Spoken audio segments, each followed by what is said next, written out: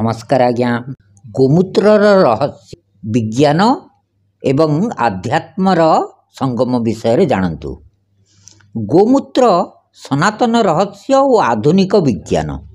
हजार वर्ष धरी भारत में गाई को केवल एक पशु भाव में नुहे बरं चेतनार प्रतीक एवं ब्रह्मांडीय शक्तिर उच्च भाव में सम्मान दि जाइछि। वैदिक ग्रंथरे लिखा जाइछि गाव्य विश्वस्य मातरः, गाई समग्र विश्वर माता एवं गव्यामूत्रम पवित्रम भवति। गाईर मूत्र पवित्र। यही पवित्रतार रहस्य कौन? यह केवल अंधविश्वास ना यार भितरे कौनसी वैज्ञानिक कोड रहस्य लुचि रही? आसंतु जानिबा यही अमृत तत्व विषय। वैदिक दृष्टिकोण गोमाता और प्राणशक्ति गाई अग्न्या ओ सृष्टिर जननी।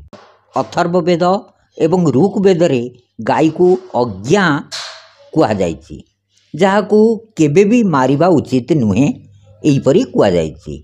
गाई केवल अम्लजान ग्रहण करे नाही बरं सूर्य वायु एवं पृथ्वी को जोड़ुथिबा प्राणशक्ति को निज भितरे समेटी थाए। भूमि संतुलन।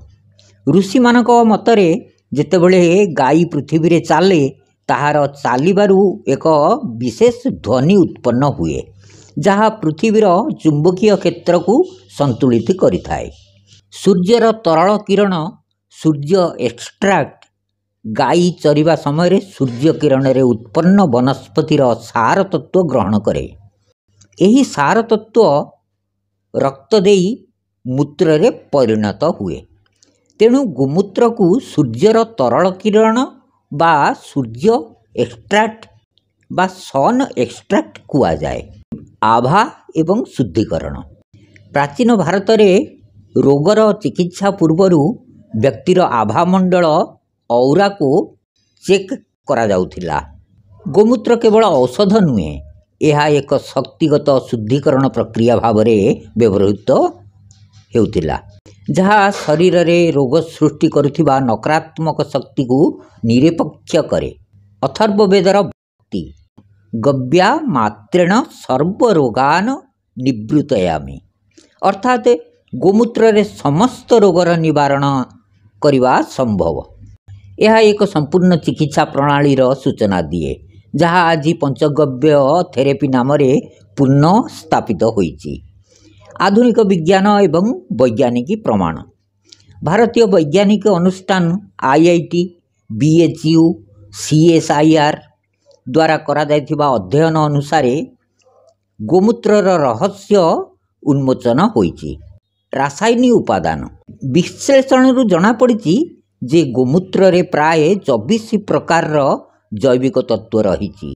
मुख्य पोषक तत्व हैला यूरिक एसिड, कॉपर, लौह, calcium, phosphates, vitamin A, vitamin B, vitamin D, vitamin E. यही पोषक तत्व गुड़िक मानव शरीरर स्वास्थ्य पाई अत्यंत आवश्यक पड़ता है। जैव यौगिक carbolic acid, aromatic, hydrocarbon, cresols, lactose एहीपरि जिनिस एथिरे थाए। सुवर्ण क्षार गोल्ड नैनो पार्टिकल्स। सबुठारु आश्चर्यजनक तथ्य हेउछि एथिरे अति सूक्ष्म रूप से सुवर्ण नैनो पार्टिकल्स बा स्वर्ण खार मिलता है। चिकित्सा क्षेत्र रे प्रभाव कर्कट कैंसर नियंत्रण पाई अनेक गवेषणा जना पड़ी जे गोमूत्र रे कर्कट कोशिका कैंसर सेल वृद्धि को रोकबार क्षमता रही। यार आशुत डिस्टिलेटेड अर्क कर्कट कोशिकार गति को धीमा करे। औषधीय प्रभाव वृद्धि बायो एनहांसर। गोमूत्र को बायो एनहांसर कुआ जाए। यार अर्थ हेउछि यह अन्य औषध गुड़िकर प्रभाव को कोशिका स्तर रे सेलुलार लेवल स्तर रे बहुगुणित कर दिए। यही क्षमता पाई भारत को 2002 मसीह गोमूत्र पेटेंट मिली। डीएन मरामती डीएन रिपेयर पई IIT, BHU एवं गो विज्ञान केन्द्रर वैज्ञानिक माने देखिले जे गोमूत्र भांगी जाइथिबा डीएनए श्रृंखला को पूर्ण जोड़िबार क्षमता रखे। यह कोशिकार मूल जीवन शक्ति को सक्रिय करे। आंटी माइक्रोबियल एवं इम्यूनिटी यह एक शक्तिशाली प्राकृतिक कीटाणुनाशक आंटी माइक्रोबियल अटे। यह शरीर प्रतिरक्षा प्रणाली इम्यून सिस्टम को मजबूत करे एवं विभिन्न संक्रमण को रोके। शक्ति और चेतना स्तर रे प्रभाव विज्ञान जोठारे रासायनिक अणु मॉलिक्यूल्स खोजे आध्यात्म सेठारे शक्ति एवं कंपन वाइब्रेशन खोजे। प्राण प्रवाह को जीवंत करे। वैदिक शास्त्र अनुजाई गोमूत्र प्राण शक्तिर प्रवाह को पुनः सक्रिय करिथाय। यह कोशिका गुड़िकर अम्लजान ऑक्सीजन व्यवहार को उन्नत करी शरीर रे शक्ति प्रणाली को जीवंत करे। नकारात्मक शक्ति निष्कासन गोमूत्रर तरंग जेकोसी स्थान रे छिंचा गले ताहा सेही स्थानर नकारात्मक शक्ति को निरपेक्ष करे। चेतना संवर्धक गोमूत्रम चेतना संवर्धकम अर्थात यह चेतना को जागृत करे। यह एक जैव रासायनिक द्रव्य नुहे। यह एक वाइब्रेशनल सिग्नेचर जहाँ पृथ्वी एवं जीव मध्य संतुलन स्थापन करे।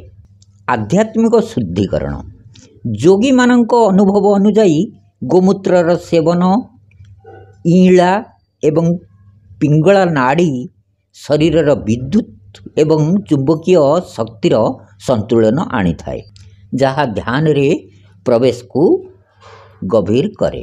गोमूत्रर व्यवहारिक उपकारिता यार सारांश है पंचगव्य दूध दही घी गोबर गोमूत्रर एक मुख्य उपादान भावरे गोमूत्र अनेक समस्यार समाधान करे। मधुमेह रक्तरे ग्लूकोज स्तर को संतुलित करे। यकृत लिवर और किडनी विषाक्त तत्व को बाहर करिबारे साहाय्य करे एवं किडनी पथरी को धीरे धीरे तरलाई दिए।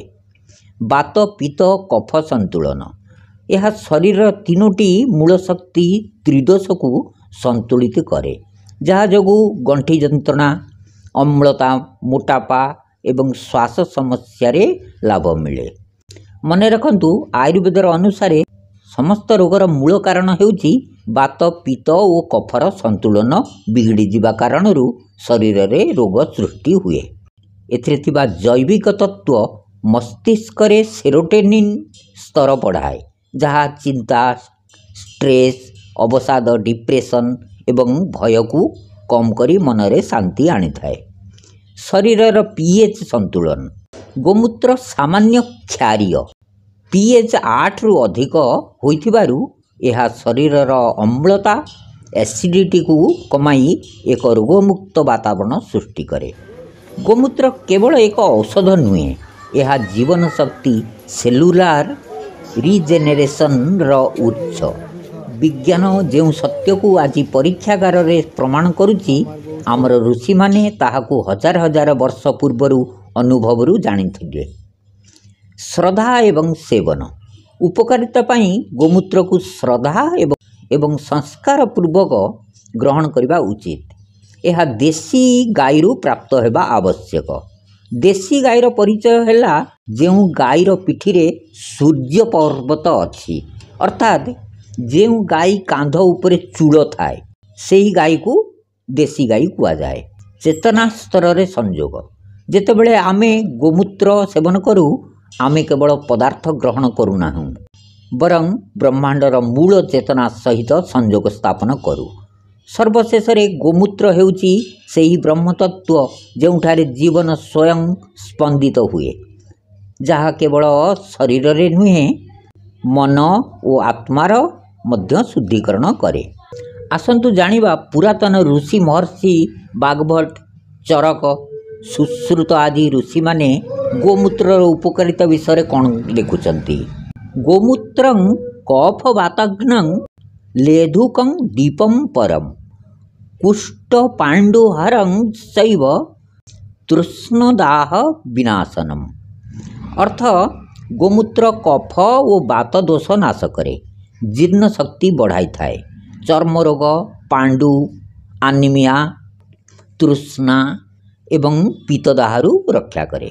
डिटॉक्सिफिकेशन एवं आंतरिक स्वास्थ्य पाई गोमूत्र विषनाशाय आयुषं बलवर्धनम अर्थ है गोमूत्र शरीर रे विष को नियंत्रण करे, आयु को बढ़ाए, शारीरिक बल बढ़ाए।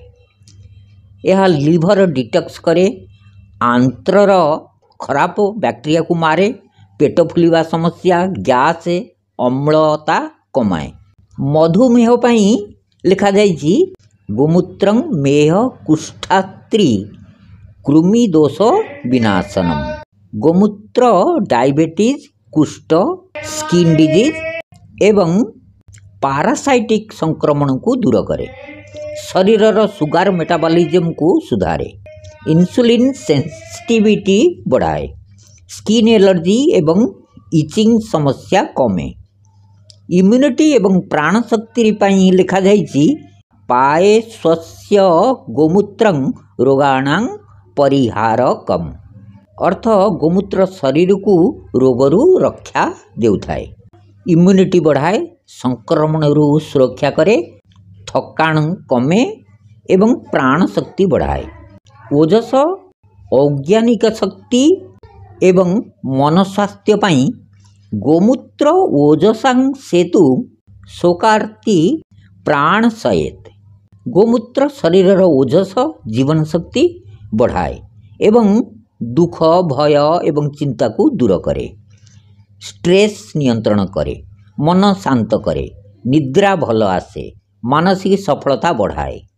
गोमूत्रे बसते लक्ष्मी गोघृते रोगनाशिनी गोधे गोधेनुस्तु महामाया गोबरं पापनाशनम। यार संक्षिप्त अर्थ है गोमूत्र रे लक्ष्मी निवास करती, गोघृत रोग को दूर करे, गाई दिव्य शक्तिर धारक एवं गोबर पाप और अशुभ को दूर करे। गव्यं पवित्रं च रसायन च पथ्यं च हूय बलकरं च दुष्ट्यं आयुप्रदं रोच्यकरं तनूनारं वाताग्नं पीतकरं कफग्नं गोजं गोमय गोमूत्रं गोघृत गोदध्यं गोमये बसते लक्ष्मी गोष्ठे मम प्रपुद्य हो जा गोब्राह्मणेषु श्रद्धावो गोसेवा मम भाग्यदा। यार संक्षेप अर्थ है गोमय लक्ष्मी वास करती अर्थात यह समृद्धि, पवित्रता एवं कल्याणर प्रतीक। गोमय शरीर पाई पवित्र एवं रसायन गुणयुक्त, जहाँ शक्ति, पाचन, शुद्धिकरण एवं स्वास्थ्य देइथाए। गो त्वचा, गोबर, गोमूत्र, घी, दही गाईर समस्त प्रस्तुति जगत को पवित्र करिथाए। गो सेवा भाग्य ओ पुण्य देइथाए ओ समृद्धिर द्वार खोली दिए। सारांश है गोमूत्र पाचन शक्ति भल करे, लिभर शुद्ध करे, सुगर कंट्रोल करे, चर्म रोग दूर करे, पेट रोग ठीक करे, इम्यूनिटी बढ़ाए, स्ट्रेस कम करे, शरीर और मन को सचेतन करे। आयुर्वेद यह दौड़िया औषध यूनिवर्सल मेडिसिन कही। यार उपयोग केमिति करिवा?